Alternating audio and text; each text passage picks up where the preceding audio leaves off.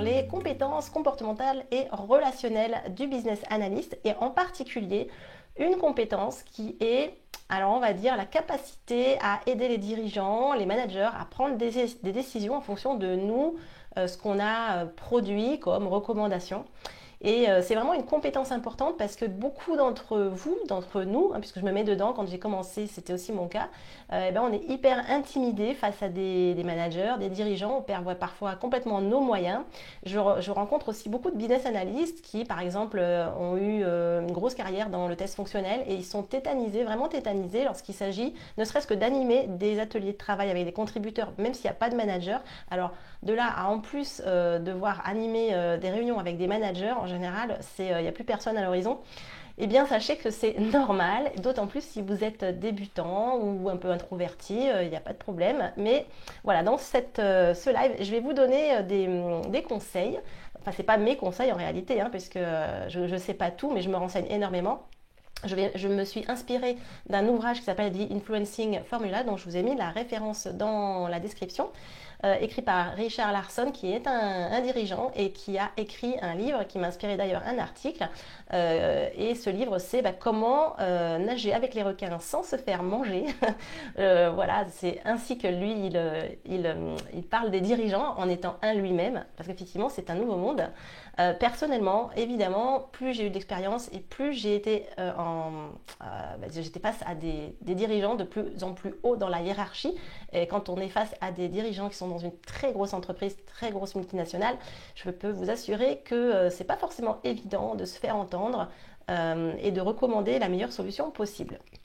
Si vous n'avez pas encore mis le petit pouce bleu en haut, n'hésitez pas à liker d'ores et déjà cette vidéo, que ce soit en live sur Facebook ou en différé sur YouTube, pardon.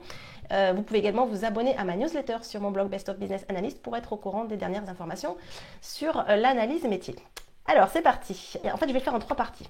Tout d'abord, je vais vraiment remettre dans le contexte la prise de décision, donc l'aide à la prise de décision pour le rôle, on va dire, de business analyst. Donc là, j'ai intitulé le business analyst et l'aide à la prise de décision.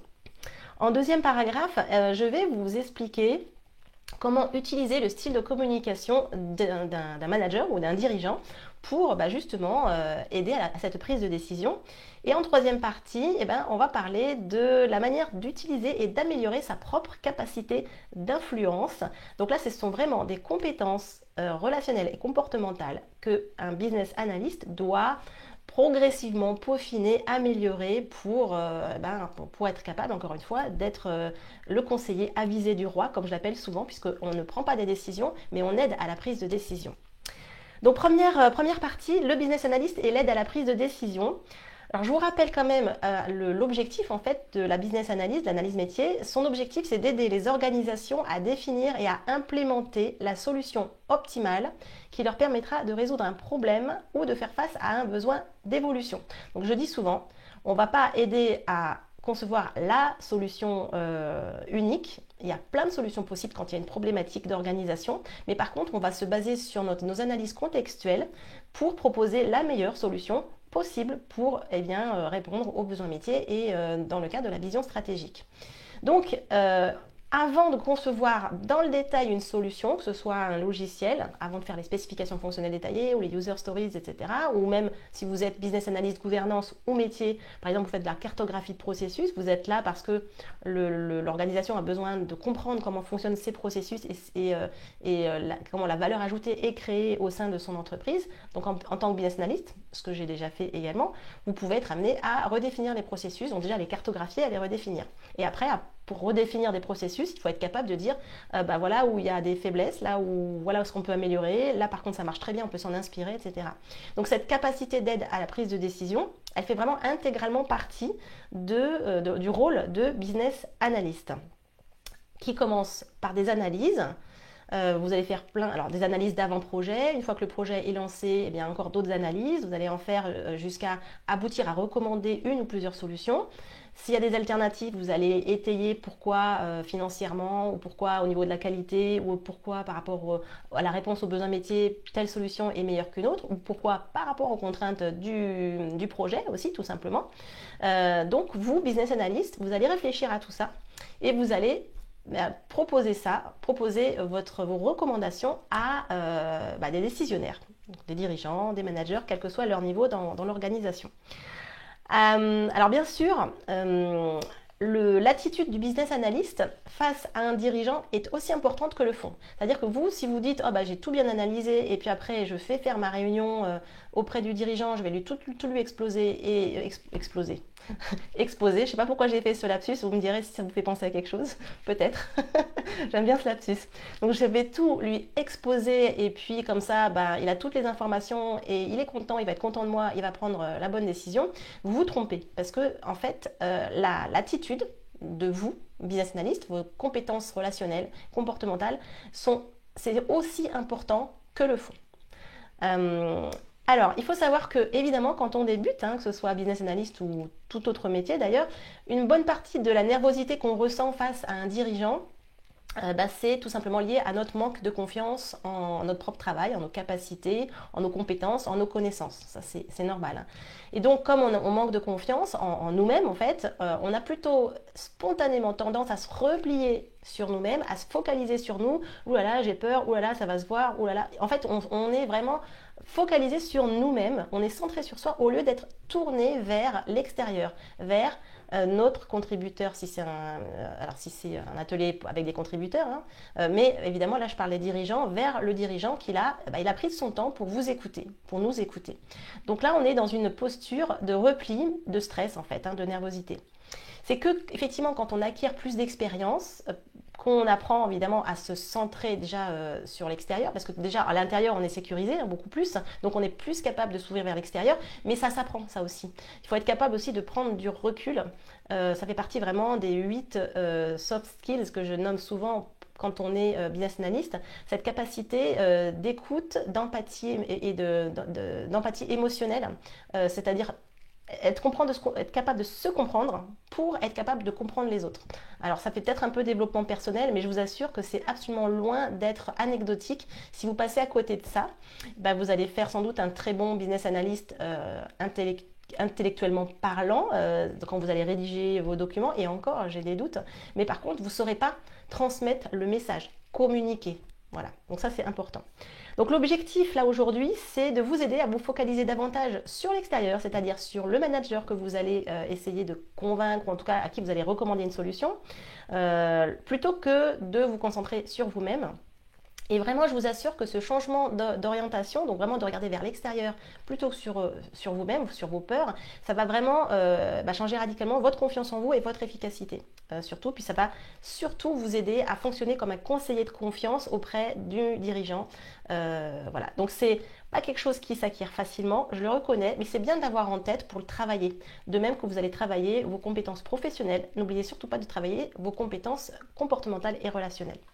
Alors, qu'est-ce qu'on va voir? On va voir 3 points principaux pour travailler avec les dirigeants.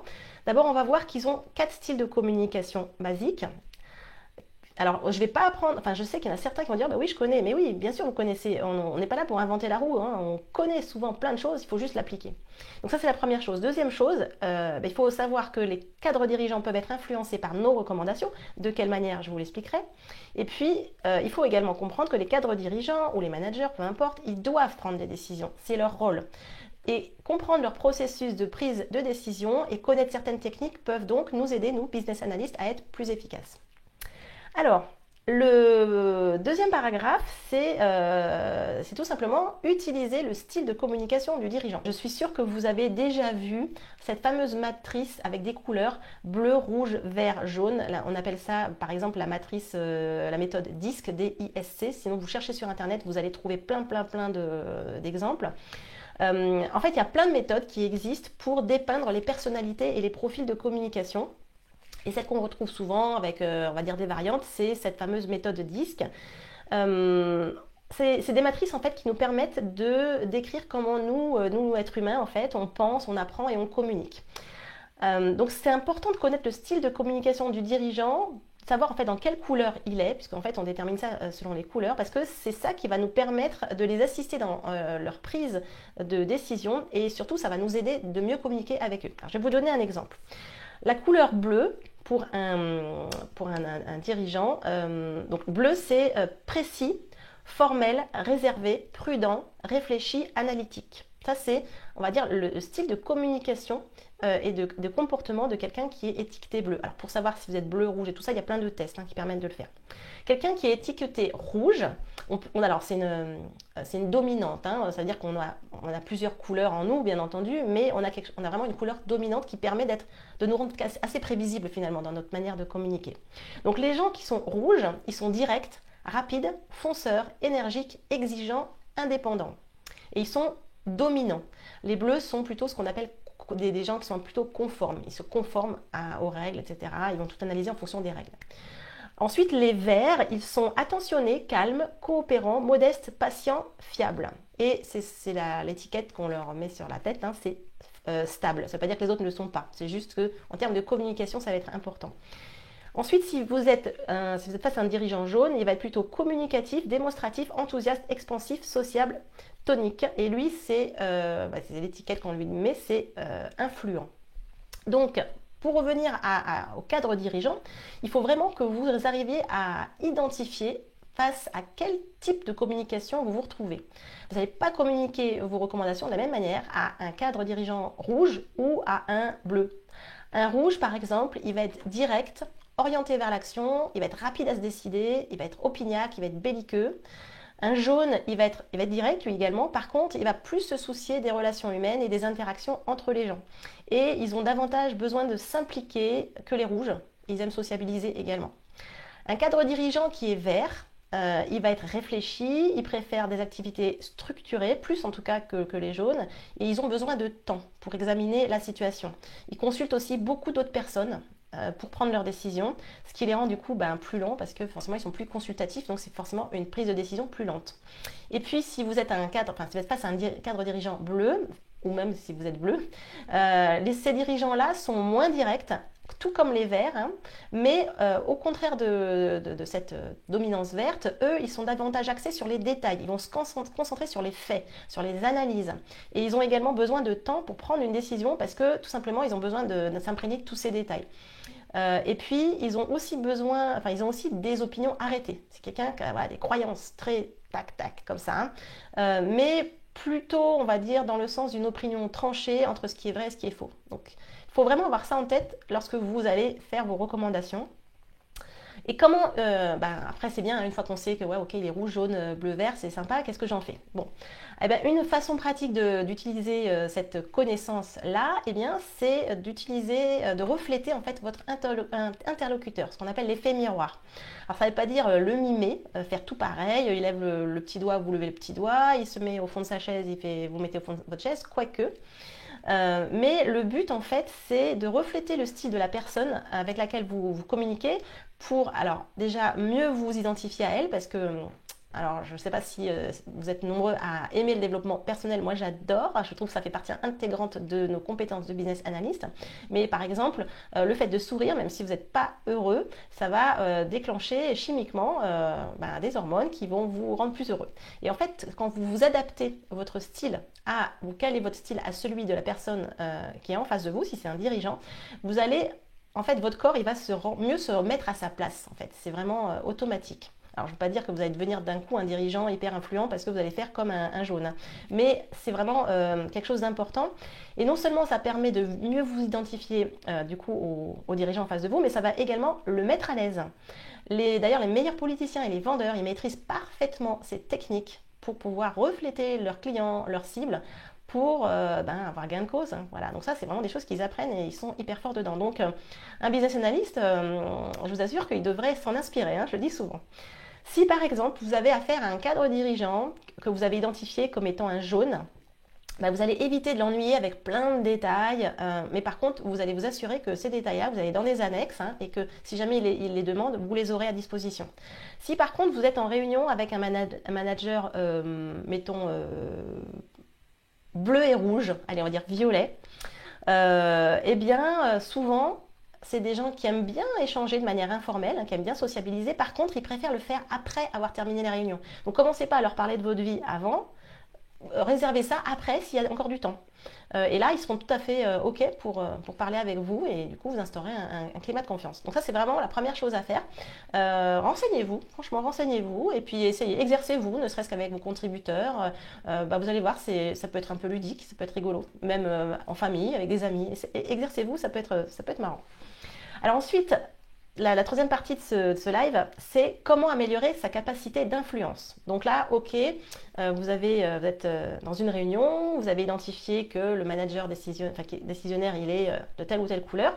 Vous avez du coup préparé vos supports en tant que tel. Par exemple, si vous savez que c'est quelqu'un qui prend vite une décision et qu'il n'aime pas les détails, qu'il est rouge, eh bien, vous n'allez pas lui faire des slides à rallonge avec plein de chiffres dans tous les sens, parce que lui, il veut straight to the point. Il veut tout de suite le truc qui ressort pour prendre une décision, quoi. Il ne veut pas perdre de temps. Si par contre, vous êtes face à, évidemment, un manager qui est tout l'inverse, vous allez prendre vraiment le temps de tout lui expliquer pas à pas. Et c'est hyper important, encore une fois, parce que sinon, vous allez vous retrouver, vous n'allez pas comprendre, face peut-être à un manager qui, alors que vous, ça fait 3 heures que vous faites des super slides bien détaillés, et le manager, il n'a même pas envie de les regarder. Bon, ok, dis-moi, c'est quoi ta conclusion? Et là, vous allez vous retrouver en insécurité, parce que c'est pas comme ça que vous aviez prévu d'organiser la réunion. Et à contrario, si vous êtes plutôt quelqu'un qui est plutôt, mettons, rouge, plutôt aller vite dans la prise de décision, vous n'avez peut-être pas réfléchi à donner plein de chiffres. Et là, peut-être que face à vous, le manager va dire, ok, mais tu te bases sur quoi concrètement? C'est quoi tes sources? C'est quoi tes chiffres? Attends, montre-moi là. Et là, vous allez regarder votre montre. Oh, mince, j'ai même pas fait la moitié, j'aurais pas le temps d'aller jusqu'au bout, etc. Donc, comment améliorer sa capacité d'influence? Troisième partie. C'est une formule que donne Richard Larson, encore une fois, son livre The Influencing Formula en anglais est dans la description de cette vidéo. Et sa formule, c'est pour développer sa capacité d'influence, confiance, plus préparation, plus fois courage. Alors, je vais les détailler. Toujours, encore une fois, en me basant sur son excellent livre. Premièrement, établir la confiance. Alors, Richard Larson, il donne 12 critères, en fait, qui permettent, en fait, c'est 12 façons d'établir la confiance avec un manager, avec un dirigeant.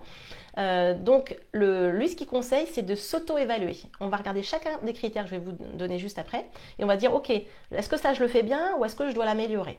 C'est important de se connaître. Encore une fois, les compétences soft skills, c'est se connaître pour être capable aussi de comprendre les autres. On part de nous. Alors, par exemple, si vous regardez les critères et vous regardez, il y a un des critères, c'est être honnête et authentique. Alors, je vais vous donner les 12 critères. Être honnête et authentique, agir avec intégrité, respecter et accepter les autres et valoriser les autres, respecter les différences, être crédible, savoir communiquer de mauvaises nouvelles, agir de manière cohérente, accepter de reconnaître ses erreurs, reconnaître les contributions des autres, partager l'information, savoir s'engager et respecter les engagements pris, et également respecter éviter les agendas personnels. Je ne vais même pas le traduire en français, parce que c'est en anglais. Hein. Alors donc imaginez que vous savez que spontanément vous agissez toujours de manière honnête et intègre, sans même y penser. Donc ça, vous allez cocher, je le fais bien, tac tac, j'ai pas besoin d'améliorer, c'est spontané. Hein. Par contre, si vous savez que quand vous devez transmettre une mauvaise nouvelle, par exemple, vous êtes en retard dans votre roadmap et vous devez transmettre à votre manager que vous êtes en retard, et vous savez que ça, par contre, vous perdez vos moyens, vous allez marquer, vous allez cocher la petite case peut améliorer. Donc là, vous allez travailler sur ça. Par exemple aussi, si vous savez que vous avez du mal à reconnaître vos erreurs, vous braquez quand on vous dit quelque chose, c'est quelque chose que vous allez devoir aussi améliorer. Et en fait, ces 12 critères de ce livre, c'est intéressant parce que en se connaissant mieux, du coup, une fois que, par exemple, votre manager vous dit « Ah mais non, là c'est pas bon », plutôt que vous braquez, du coup, vous cassez complètement la dynamique de la conversation, ce qu'on appelle également des conversations cruciales, quand l'un des protagonistes se sent en danger intérieurement et qui va du coup surréagir, forcément vous cassez la confiance éventuellement établie. Et ça, franchement, moi je l'ai déjà vécu évidemment, puisque nul n'est parfait, même si on s'améliore. C'est parfois très étrange quand toute la réunion se passe super bien, et puis après, à un moment donné, il y a un truc ou une remarque que fait le manager, et en fait, spontanément, on est en mode protection, on se sent visé ou peu importe, et en fait, on réagit d'une certaine manière, et c'est étrange parce que ça casse toute la dynamique de confiance qui a été faite pendant la réunion et on peut se retrouver finalement à terminer la réunion pas bien du tout, quoi, où finalement la décision qui était quasi prise, le manager dit non, finalement ça va pas, il faut que tu recommences, alors que tout était bien engagé. Donc ça c'est important déjà, établir la confiance, travailler sur ces critères-là, je trouve que c'est sympa. Donc la formule, c'était confiance plus préparation multiplié par courage. Donc le deuxième critère, c'est la préparation. Qu'est-ce que ça veut dire la préparation? Donc encore une fois, on est en tant que business analyst, on est face à... on va faire une réunion où on va présenter nos recommandations à des managers ou des dirigeants. Donc on va la préparer, cette réunion. Alors préparer, évidemment, il y a toute la partie, les slides, hein, PowerPoint, machin, tout ça. Mais ce qu'il faut comprendre, c'est que bien entendu, il y a le contenu, le fond, et puis il y a, on va dire, la forme. Donc le fond, ça sera tout ce que vous aurez fait auparavant, le recueil d'informations, comprendre le problème à résoudre, les besoins et visions stratégiques, et également le recueil de l'identification du style de communication, hein, de votre manager. Ça fait partie des choses que vous pouvez faire avant en préparation. Sachant que il faut savoir qu'un manager, pour prendre une décision, il n'aura peut-être pas du tout les mêmes besoins que des gens opérationnels. Vous aurez fait des ateliers avec vos contributeurs, vous aurez recueilli tous leurs besoins et vous êtes hyper empathique, vous savez ce que l'équipe veut et vous êtes tout content, vous voulez montrer ça à votre manager. Et peut-être que le manager, lui, c'est pas ça ses objectifs. Je vous assure, je l'ai rencontré aussi, c'est parce qu'il ne le dit pas forcément. Ça peut être des objectifs qu'il ne peut pas vous transmettre, des objectifs, des top compagnie objectifs, hein, des choses qui sont vraiment confidentielles, ou alors il vous l'a peut-être dit une fois mais sans aller dans le détail, ou alors il sait qu'il y a un nouveau manager, il va avoir un nouveau chef lui-même, et en fait il sait que ce nouveau chef, je l'ai vu, hein, c'est pour ça que je vous le dis, il est hyper dur, il a plutôt tendance à dégager les anciens, donc il faut qu'il fasse ses preuves. Donc en fait, quand vous allez arriver dans la réunion, lui en fait, dans sa tête, il aura en ligne de mire, il faut qu'il prenne la décision qui va le sécuriser lui face à sa hiérarchie. C'est même pas forcément la meilleure solution possible pour l'entreprise. Parfois c'est par rapport à lui. Et parfois c'est évidemment et heureusement par rapport à la vision stratégique de l'entreprise, et c'est tourné vers on va dire une synergie commune à l'entreprise. Mais sachez bien que voilà, il faut préparer ça. Il faut vous mettre dans la tête de votre manager et vous dire ok, qu'est-ce que finalement lui il attend de cette réunion. Ensuite, il faut être sûr aussi que vous avez bien identifié les causes racines du problème à résoudre. Ça, c'est évident, je le dis tout le temps, c'est la base de la base, y compris pour la conception de la solution. Et il ne faut pas oublier les actions à recommander. Donc, ce n'est pas juste « je vous montre mes analyses et après, débrouillez-vous ». Il faut aussi pouvoir recommander des actions. Donc ça, pensez-y en préparant votre réunion. Ensuite, également, ça c'est le dernier point pour préparer la réunion, il faut respecter la disponibilité très restreinte des dirigeants ou du manager. Il faut savoir que les managers, ils sont tout le temps entre plein de réunions, ils n'ont pas le temps. Donc, c'est des gens qui courent tout le temps. Ils sont toujours très occupés. Donc, la chose que vous devez avoir en tête, c'est de ne pas leur faire perdre leur temps. Ça va les énerver, ils ne vous écouteront pas. D'accord? Donc déjà, commencez et finissez vos réunions à l'heure. Bon, évidemment, si c'est votre manager qui est en retard, vous ne pouvez pas grand-chose, mais déjà, vous respectez ça. Notez bien leur style de communication. Donc voilà, si c'est un rouge, vous allez respecter ça, vous allez directement au fait. Si c'est un vert, vous allez leur accorder le temps aussi pour réfléchir à la proposition. Vous ne dites pas dans votre roadmap, oh bah ok, je fais la réunion et du coup demain je commence ma phase suivante, il aura pris sa décision. Non, s'il est vert, il va peut-être prendre du temps pour y réfléchir. Donc c'est normal, il faut respecter ça. Et puis voilà, ce dernier point, le fait de respecter les dirigeants, c'est le fait de reconnaître leurs préférences en matière de communication et d'agir en conséquence. Encore une fois, vous vous tournez vers eux, pas vers vos peurs de mal faire ou d'être mal perçus, mais vers eux. Comment eux ils sont, comment ils vont percevoir vos recommandations. Et puis la troisième partie de cette formule, donc confiance plus préparation fois courage. Entre guillemets, ça parle de soi, hein, en soi, hein, le courage. Si vous avez déjà travaillé avec des PDG, avec des directeurs ou directrices, avec des cadres supérieurs de l'organisation, et que vous avez déjà fait des présentations, franchement, je suis sûre que la plupart d'entre vous se sentent super nerveux avant. Voilà, c'est beaucoup plus stressant que de faire une présentation à des pairs, entre guillemets, mais c'est normal, en fait, c'est notre habitude humaine de hiérarchiser. Voilà, donc c'est une peur commune qu'on rencontre évidemment quand on travaille avec des cadres dirigeants. Et moi, j'ai vraiment des souvenirs, alors que je suis à l'aise dans la communication et tout. Et ben franchement, et pourtant je travaille sur moi, hein, face aux dirigeants, j'ai vraiment des souvenirs de moments où j'étais mais complètement stressée, quoi, hyper stressée. Et je me dis, mais t'as pas de raison d'être stressée, hein, c'est bon, t'as fait du bon travail, tu sais communiquer, etc. Oui, mais bon, j'étais stressée. Donc c'est normal, déjà. Et encore une fois, pour revenir à ce que j'ai dit en introduction, ça vient tout simplement du fait qu'on se centre sur nous, hein, notre peur de l'échec, comme je l'ai mentionné tout à l'heure, et c'est une peur qui, franchement, parfois peut être paralysante.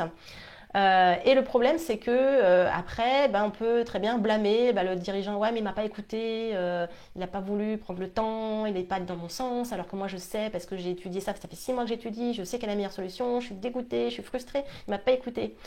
Oui, donc c'est très compliqué, effectivement. Et donc, comment faire finalement? Eh bien, à part tout ce que je vous ai expliqué, hein, il y a aussi la notion de courage. Parce que parfois, vos recommandations, elles vont pas dans le sens de ce qu'attend la direction, l'équipe de direction initialement. Un exemple, c'est pas une prise de décision, c'est une manière de faire. Un directeur de système d'information qui dit voilà, c'est bon, on a décidé le logiciel implémenté, je veux ça. Et vous dites attends, on va faire un cadrage, on va d'abord réfléchir aux besoins métiers, ça se trouve, ça va peut-être pas y répondre. Non, mais c'est bon, t'occupe pas de ça, je te demande de concevoir la solution, on a déjà décidé, c'était cette solution qu'on veut et c'est tout. Donc toi, tu es business analyst, en gros, tu te remets à ta place et tu fais la conception fonctionnelle et tu me dis rien. C'est pas facile de devoir insister. Alors encore une fois, compétences comportementales et relationnelles, capacité d'influence, pour lui dire écoute, moi tu me payes, je le fais, mais je te mets en garde, c'est pour toi que je dis ça. Si jamais on ne prend pas le temps de cadrer correctement, de se rendre compte si on va bien dans la direction de la vision stratégique, si on a bien respecté les contraintes internes et externes de l'organisation, si on a bien compris les besoins macroscopiques, si on ne prend pas ce temps-là, je vais te faire une conception, mais à la fin, personne ne va être content et ça sera un échec. Et ça sera un échec parce que le budget, parce que le délai, parce que la qualité, etc. Et là, en fait, c'est vraiment une capacité d'influence que vous devez avoir pour pas, par crainte de déplaire, ne pas aller dans le sens en fait de ce que veut la hiérarchie. Donc, prenons. Alors, donc là, c'est la notion de courage, hein, parce que honnêtement, il faut du courage, forcément. Donc, le cas, j'ai noté un cas, les cadres dirigeants, ils souhaitent résoudre un problème opérationnel en remplaçant un système d'information par un nouveau logiciel. Donc, il dit, ok, hop, on le remplace, on shift, on va faire à ISO périmètre, on va mettre un nouveau logiciel. Vous avez analysé la situation, vous avez compris les causes racines, donc ça c'est votre travail habituel de business analyst, parce que là on est dans le cas où on vous a laissé le faire, hein. Et vous pensez que finalement, c'est pas un changement de logiciel qu'il faut. C'est mieux documenter les processus métiers, mieux former les gens, en fait, tout simplement. Et ça permet de résoudre le problème bien plus efficacement et à moindre coût. Qu'est-ce que vous allez faire? Est-ce que vous allez dire, est-ce que vous allez aller dans le sens du poil de la hiérarchie en disant, ok, voilà le logiciel, voilà ce que je conseille, ou alors vous allez proposer une alternative différente, peu importe qu'elle ne soit pas acceptée après. Vous allez prendre votre courage de main parce que en fait, vous avez réalisé correctement votre travail de préparation, vous savez ce que ça vaut, vous vous concentrez sur ce qui est le mieux pour l'organisation et donc vous avez le courage de proposer une solution alternative à celle attendue initialement par la direction. Ça veut dire que parmi les alternatives possibles, vous allez dire ok, toi tu veux cette solution de changement de logiciel, voilà ce que mon business case, voilà l'étude d'opportunité, voilà, etc. ce que je te recommande. Mais à côté, voilà une autre solution moins coûteuse et franchement qui permettrait de répondre aux besoins métiers de manière hyper efficace. Qu'est-ce que vous allez faire? La plupart des gens, ils vont faire la première solution, ils vont juste répondre à ce qu'on leur a demandé. Alors je dis pas qu'il faut être étiqueté comme un business analyst récalcitrant et opposant et qu'à chaque fois qu'on vous dit quelque chose, il faut aller prendre le contre-pied, c'est pas du tout ça ce que je veux dire. Mais sachez en tout cas que si vous montrez à vos managers, aux cadres dirigeants, que vous êtes ouvert, transparent, parce que vous expliquez toutes vos sources, que vous avez, c'est pas une guerre d'ego, c'est pas pour les embêter, mais qu'on a à l'esprit l'intérêt supérieur de l'organisation. Si vous leur montrez que c'est votre démarche, franchement, je peux vous assurer que vous allez vraiment gagner énormément de points. Et je parle en connaissance de cause. Personnellement, j'ai changé d'attitude il y a 5 ans, où avant j'étais l'ancienne personne moi-même qui avait, comme tout le monde, un peu peur de contredire des décisions soi-disant déjà prises. Et il y a 5 ans, eh bien, j'ai changé d'attitude à cause d'une maladie en fait, hein, voilà, quand on est très malade, après on change. Et suite à cette maladie, que je remercie d'être arrivée dans ma vie, j'ai perdu toute peur en fait, toute peur vis-à-vis des dirigeants. Je me suis dit mais je suis là pour les aider, je suis leur conseiller. Donc j'ai commencé vraiment à leur montrer les alternatives possibles, après qu'ils acceptent pas, peu importe, mais vous ne pouvez pas savoir comment ça permet d'établir un lien de confiance incroyable avec des dirigeants, parce que les dirigeants, ils sont souvent très seuls pour prendre des décisions. Donc c'est quand ils ont face à eux un business analyst qui est capable de proposer des solutions, de les étayer, de les épauler et après d'accepter de rester à sa place, hein, si le dirigeant il a le droit, hein, c'est lui encore une fois qui décide, vous allez vraiment énormément gagner de points et de confiance en vous, ça c'est un truc gigantesque, quoi. Donc en résumé, un bon business analyst, il aura de l'influence s'il recommande des solutions de valeur qui mènent à la résolution de problèmes organisationnels. Et la formulation des recommandations pertinentes et viables fait vraiment partie intégrante de notre métier. Donc voilà, j'ai terminé sur cette notion de compétences comportementales et relationnelles et en particulier comment échanger et communiquer avec des dirigeants. Je vais regarder vos questions si vous en avez et si je peux y répondre, ça sera impeccable. Karina, quelles sont les questions qu'un recruteur peut poser pendant un entretien pour un poste de business analyst avec 2 années d'expérience? En fait, ça dépend tellement du recruteur. Tu as des recruteurs qui ne connaissent absolument pas le métier de business analyst. Donc comment ils font? Ils vont dire, par exemple, mettons que c'est pour un chef de projet. Le chef de projet, il a besoin d'un BA. Il va dire au chef de projet, bah ok, tu me fais une fiche de poste, tu me dis une fiche de mission, tu me dis ce que tu veux. Et en fait, de toute manière, il ne sera pas capable de poser des questions, on va dire, hard skills, comme on dit, professionnelles, hein. Donc souvent, il va demander forcément aux opérationnels, au chef de projet, de venir, etc. Pour la partie purement relationnelle, bon, en fait, quand vous n'avez pas de CV de business analyst ou de formation de business analyst, effectivement, ce sont les compétences relationnelles et comportementales qui vont être quasiment les seules qui vont révéler votre potentiel en entretien. En général, c'est votre aisance à communiquer qui va faire la différence en fait. Et ils savent pas trop faire, ils savent pas creuser autre chose en fait, hein, réellement. Donc clairement en recrutement, c'est votre aisance qui va faire la différence, votre capacité à parler, à expliquer votre CV, à être à l'aise, hein, on le sent quand quelqu'un en face n'est pas à l'aise. Donc je peux pas trop te répondre, c'est trop vaste et encore une fois en plus ça dépend tellement des entreprises. Tu as des entreprises qui sont des grosses boîtes. Qui ont l'habitude de recruter des BA, donc ils ont des procédures, ils ont des fiches de poste, ils ont des trucs très, très carrés. Il y en a d'autres qui n'ont pas du tout l'habitude et en fait ils le font un peu au jugé, quoi. Et puis finalement c'est le chef de projet aussi qui va choisir. Donc il n'y a pas de réponse, hein. Je suis désolée, là c'est compliqué. Alors Billy Chris Sean, je ne sais pas si c'est ton prénom, Anthony Robbins décrit comment agir et communiquer avec toutes ces différentes personnalités dans son livre Pouvoir illimité. Ouais, je l'ai lu ce livre, je l'aime bien, enfin, c'est franchement, voilà, développement personnel. La communication est carrément un art, ouais, pas que en tant que business analyst, mais je le dis souvent, c'est 50% de notre réussite en tant que business analyst, c'est cette aisance-là, mais pas que la communication, attention, hein, il n'y a pas que ça, hein, il y a d'autres soft skills. Agir pouvoir illimité, ouais. Je crois que vous êtes nombreux à connaître le livre d'Anthony Robbins. Je vois pas d'autres questions. Donc je vous invite à liker la vidéo si c'est pas encore fait. Je vous dis à bientôt. Ciao, ciao.